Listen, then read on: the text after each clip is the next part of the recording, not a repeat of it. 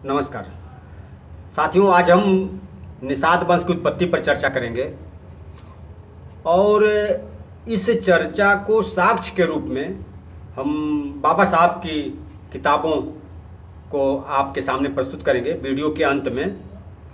तो अभी हम शुरुआत करते हैं कि निषाद वंश की उत्पत्ति कैसे हुई, वो कथा के माध्यम से। अत्रि के वंश में राजा अंग पैदा हुए थे और राजा अंग से एक बालक पैदा हुआ जिसका नाम लोगों ने बेन रखा। बेन की माता का नाम सुनीता था और सुनीता के पिता काल यानी बेन के नाना काल के कुसंस्कारों का असर बेन पर पड़ा। तो जब बेन राजा बना तो वो कुसंस्कारी हो गया। उसने अपने राज्य में ऐलान कर दिया कि अब हमारे राज्य में जब भी कोई यज्ञ होगा तो वो हमारे नाम से यज्ञ होगा। उस यज्ञ को आहुति जो दी जाएगी, यज्ञ में जो हवन किया जाएगा, उसमें सर्वशक्तिमान राजा बेन को माना जाएगा। अब ये जब फरमान पूरे राज्य में फैल गया तो ऋषि सब आए मनाने समझाने आए वेन को कि राजा, आप राजा हैं और आपको ये शोभा नहीं देता। आप जो है राजा की तरह से प्रजा की सेवा करिए। आप राजा हैं तो राजा रहिए। बाकी जो धार्मिक अनुष्ठान है, जो यज्ञ आदि है, ये ईश्वर की पूजा हम लोग करते हैं, लोग ईश्वर की पूजा करते हैं, तो वो पूजा होने दीजिए। ईश्वर सर्वशक्तिमान है, उसके नाम से यज्ञ होना चाहिए, उसकी पूजा होनी चाहिए। तो वेन ने कहा कि तुम सब मति भ्रष्ट हो, तुम सब मूर्ख हो, तुम सबों को कुछ पता नहीं है। सर्वशक्तिमान तो मैं हूं। एक पल में चाहूं तो पृथ्वी को जलमग्न कर सकता हूं, एक पल में चाहूं तो पृथ्वी को भस्म कर सकता हूं, और एक पल में चाहूं तो स्वर्ग और पृथ्वी दोनों को एक में कर सकता हूं। इस पर ऋषि क्रुद्ध हो गए और क्रुद्ध होकर राजा को पकड़कर उसकी बाईं जंघा को मथने लगे। और बाईं जंघा को जब मथने लगे तो उससे एक काला कलूटा नाटा भद्दा एक व्यक्ति पैदा हुआ। वह व्यक्ति थर थर कांप रहा था, हाथ जोड़े हुए था, जिसको ऋषियों ने कहा निषिद्ध।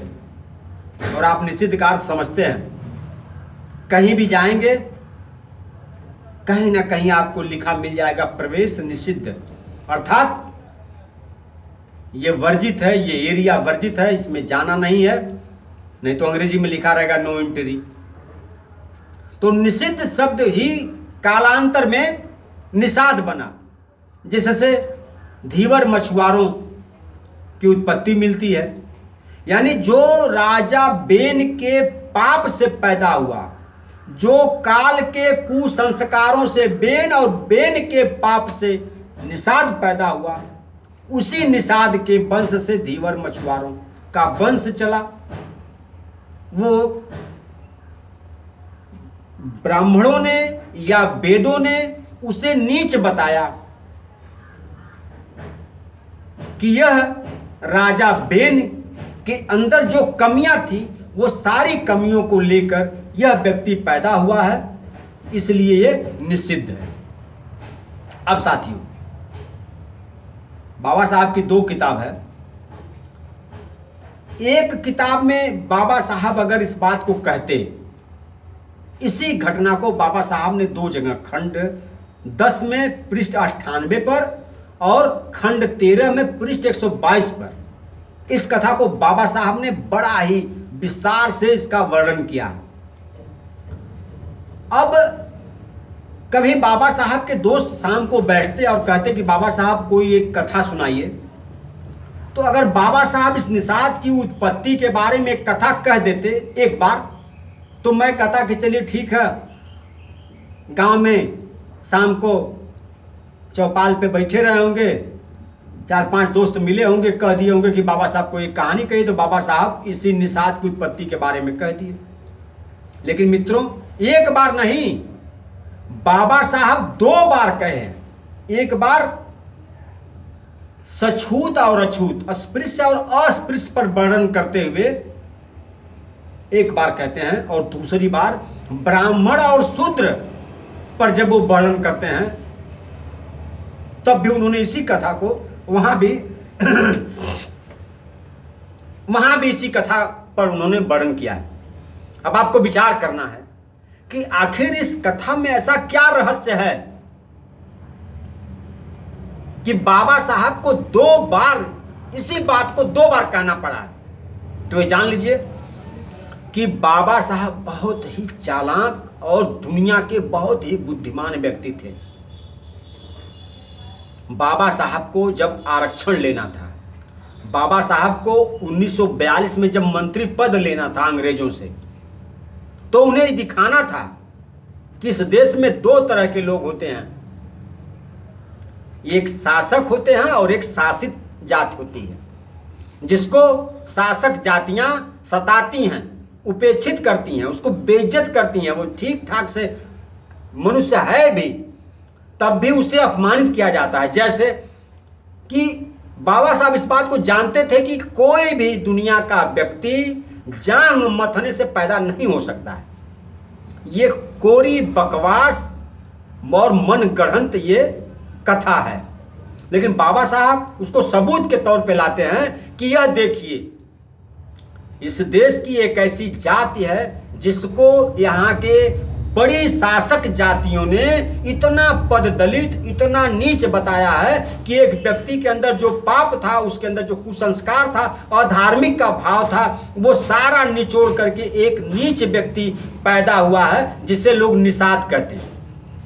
वह निषाद आज इस देश में सबसे गया गुजरा और सबसे नीच व्यक्ति है। यह कह के अंग्रेजों से वो आरक्षण लिए, 1942 में मंत्री पद लिए।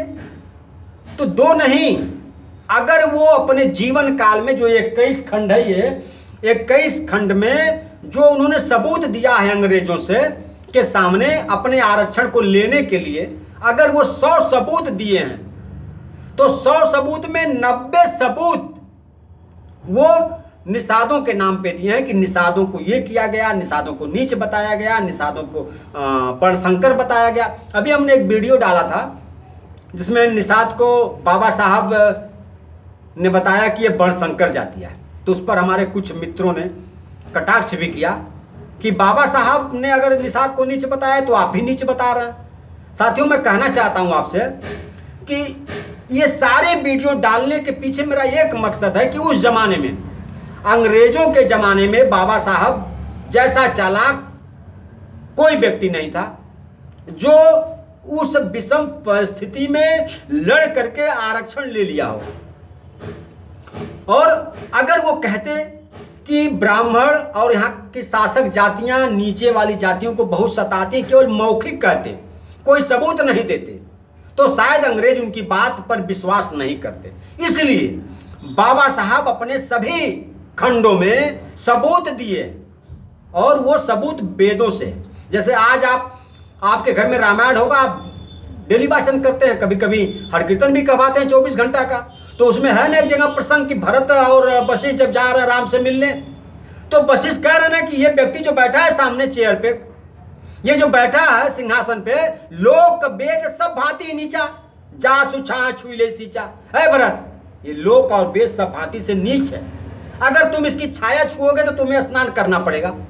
अब आप विचार करिए कि जब आपके घर में रामचरितमानस, आज भी बाबा साहब तो नहीं है, रामचरितमानस आप पाठ करते हैं, और आपको शर्म नहीं आती है कि आप जिस रामचरितमानस में, जिसमें आपको इतना नीच, इतना अछूत बताया जा रहा है कि आपकी छाया छू जाएगी तो उसे स्नान करना पड़ेगा भरत को, क्या है इसका?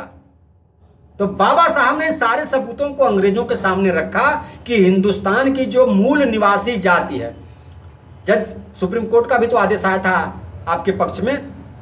किस देश की जो मूल निवासी 8% कौन है? वो कोलभील है। कोलभील कौन है? एकलव्य के वंशज। एकलव्य कौन? हिरण्यधनु निषाद के पुत्र। हिरण्यधनु निषाद कौन?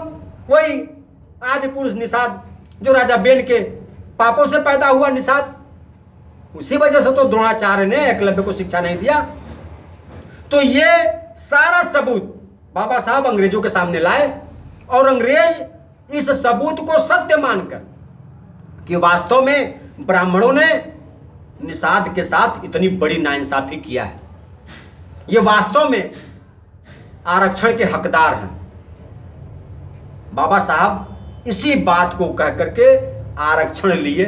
तो आज मैं जो वीडियो बना रहा हूं, ये बाबा साहब का जो 21 खंड है, इसमें बाबा साहब ने जो प्रयोग किया आरक्षण लेने के लिए उस समय, वही प्रयोग मैं भी कर रहा हूं कि अगर वेद से, शास्त्र से वर्तमान में अगर निषाद आरक्षण का पात्र है तो इसे आरक्षण मिलना चाहिए।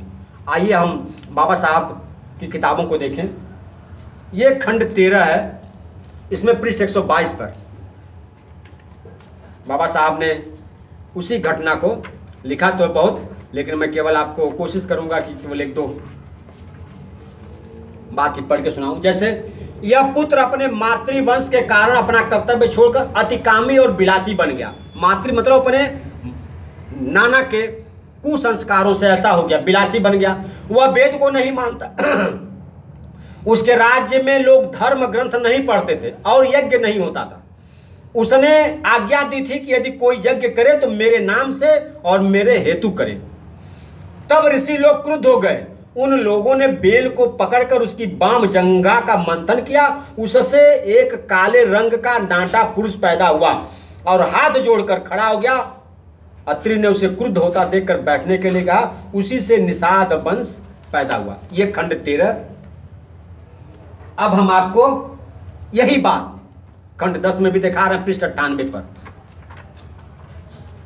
पृष्ठ 98 पर ये देखिए, ये पूरी कथा यहां से है, यहां से शुरू है और हम यही।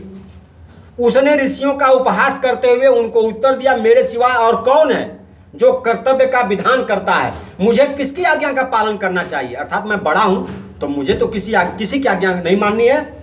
है कोई इस भूतल पर जो पवित्र ज्ञान, पराक्रम, धर्म परायणता, सत्य में मेरी बराबरी कर सके?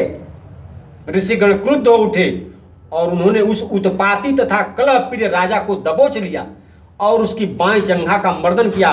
जंघा के इस मर्दन से काले वर्ण का एक व्यक्ति उत्पन्न हुआ। वह नाटे कद का था। भय के मारे वह हाथ जोड़कर खड़ा हो गया।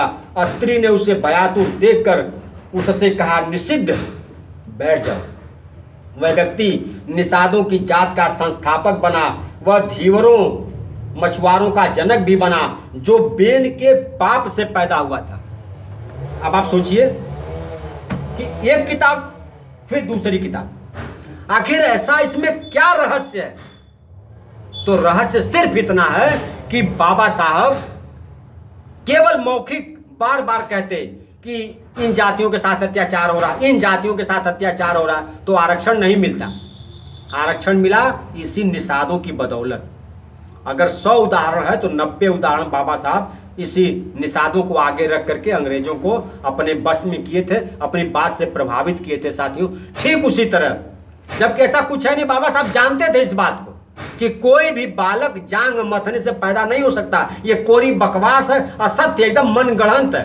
लेकिन उन्हें इस बात को बताकर भविष्य के लिए एक योजना, भविष्य के लिए एक लाभ लेना था, इसलिए उस बात को इतना बढ़ा चढ़ा करके और अपने सारे खंडों में, 21 खंडों में समय समय पर जैसे जैसे उनकी आवश्यकता हुई वैसे वैसे, क्योंकि हिंदुस्तान में जो वेद पुराण है वो सारे के सारे वेद पुराण निषाद पे ही आधारित है। जैसे ऋग्वेद में चत्वारो वर्णा पंचमो निषाद। अब 4 वर्ण, ब्राह्मण, क्षत्रिय, वैश्य, शूद्र, इन्हीं किताबों में आगे किसी वीडियो में सिद्ध करूंगा कि बाबा साहब ने कहा है कि ब्राह्मण का बिगड़ा क्षत्रिय, ब्राह्मण का बिगड़ा वैश्य और ब्राह्मण से ही बिगड़ा शूद्र है। यहाँ के जो मूल निवासी हैं, जो वास्तव में अनुसूचित जात जनजाति के आरक्षण के पात्र हैं, वो निषाद हैं, वो अंत्यज हैं, वो अछूत हैं, वो महा अछूत हैं, उन्हें आरक्षण चाहिए। लेकिन दुर्भाग्य हम लोगों का कि हम लोगों को आज तक आरक्षण नहीं मिला। इसलिए ये सारी बात उदाहरण स्वरूप मैं आपके सामने रख रहा हूं कि आप इस बात को समझें कि इसी बात को बता के बाबा साहब आरक्षण लिए हैं, तो हमें इसी बात को बताकर आज आरक्षण लेना है। और साथियों, जिस दिन आरक्षण मिल जाएगा वो बाबा साहब की ऐसी घिनौनी बात आपके सामने नहीं कहूंगा। तब तक के लिए मुझे क्षमा करिए। धन्यवाद।